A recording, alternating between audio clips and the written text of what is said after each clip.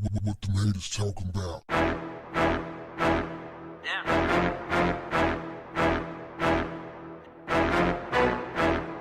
What's up, family?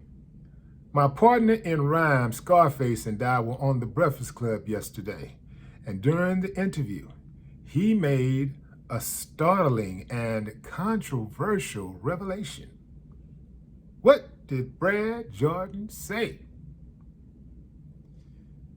Fam, he said, if the P ain't good, he ain't coming home. What do you think about it, fam? I mean, he set it off. I was reading some of the comments on the Breakfast Club's YouTube page, and it appeared to me that depending on what a person's gender was, determined how they felt about what he said. If they were male, for the most part, they sided with Brad.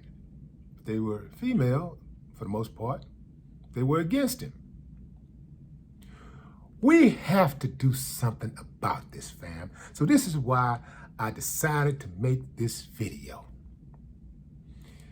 I think what we have here is a failure to communicate, because the same thing happens when women say what they want. Not probably as much as it happens when men say what they want and what they expect in a relationship.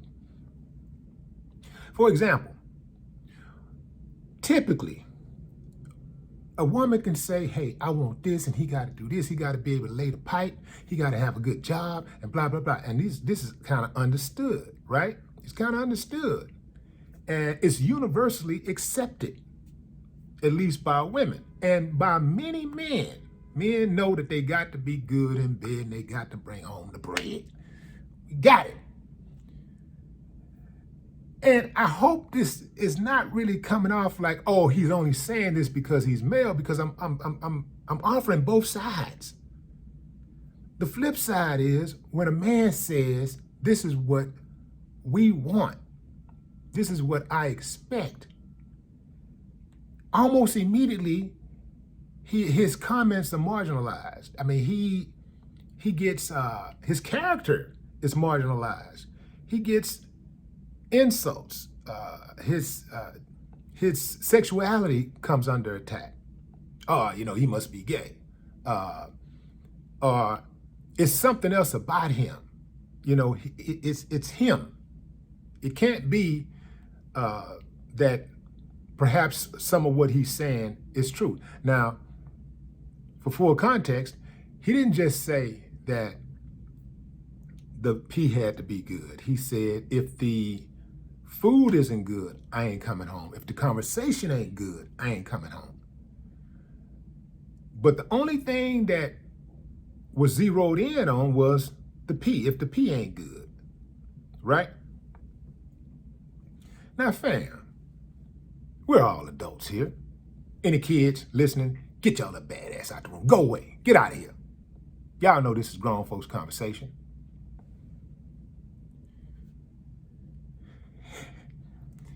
Fam, if we are to ever move the needle in this relationship thing, we must be honest with each other.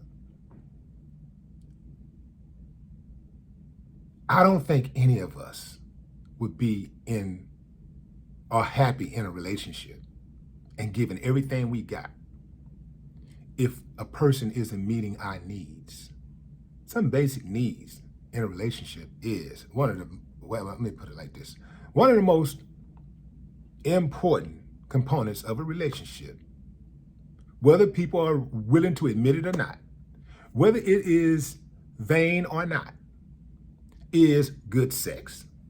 If the sex is trash, we are probably not going to be interested in the relationship. And even if we are, it is human nature to not want to participate. Right or wrong, fam? Right or wrong? Dude got trash sex. You don't even want to put on no perfume. You can't even get in the mood because you already know it's going to be just air. Nothing there, right?